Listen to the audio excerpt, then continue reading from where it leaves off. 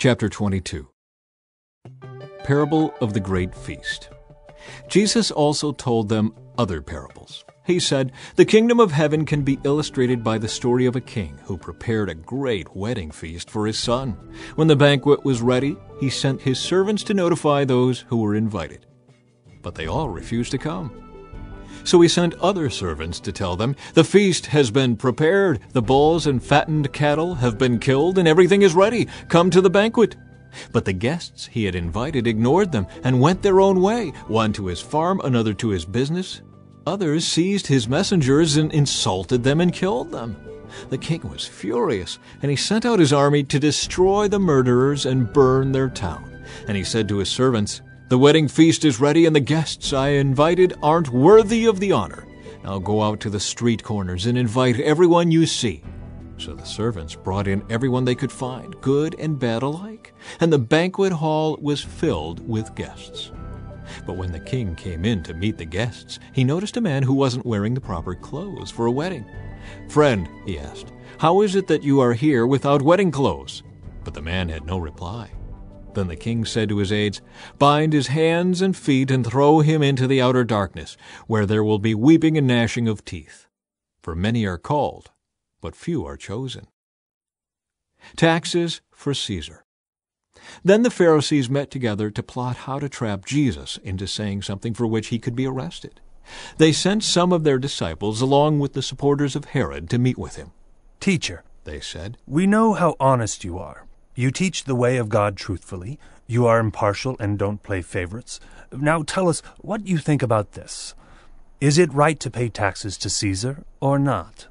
But Jesus knew their evil motives. "You hypocrites," he said, "why are you trying to trap me? Here, show me the coin used for the tax." When they handed him a Roman coin, he asked, "Whose picture and title are stamped on it?"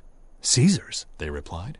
"Well then," he said, "give to Caesar what belongs to Caesar, and give to God what belongs to God." His reply amazed them, and they went away.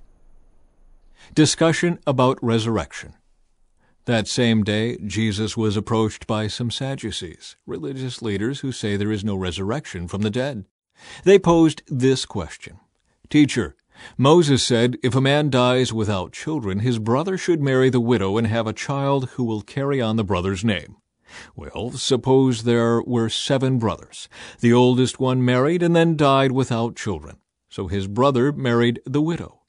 But the second brother also died, and the third brother married her. This continued with all 7 of them. Last of all, the woman also died. So tell us, whose wife will she be in the resurrection? For all 7 were married to her." Jesus replied, "Your mistake is that you don't know the Scriptures, and you don't know the power of God. For when the dead rise, they will neither marry nor be given in marriage. In this respect, they will be like the angels in heaven. But now, as to whether there will be a resurrection of the dead, haven't you ever read about this in the Scriptures? Long after Abraham, Isaac, and Jacob had died, God said, 'I am the God of Abraham, the God of Isaac, and the God of Jacob.' So he is the God of the living, not the dead." When the crowds heard him, they were astounded at his teaching. The most important commandment. But when the Pharisees heard that he had silenced the Sadducees with his reply, they met together to question him again. One of them, an expert in religious law, tried to trap him with this question: "Teacher, which is the most important commandment in the law of Moses?" Jesus replied, "You must love the Lord your God with all your heart, all your soul, and all your mind. This is the first and greatest commandment. A second is equally important: love your neighbor as yourself. The entire law and all the demands of the prophets are based on these 2 commandments." Whose son is the Messiah? Then, surrounded by the Pharisees, Jesus asked them a question. "What do you think about the Messiah? Whose son is he?" They replied, "He's the son of David." Jesus responded, "Then why does David, speaking under the inspiration of the Spirit, call the Messiah my Lord? For David said, 'The Lord said to my Lord, sit in the place of honor at my right hand, until I humble your enemies beneath your feet.' Since David called the Messiah my Lord, how can the Messiah be his son?" No one could answer him. And after that, no one dared to ask him any more questions.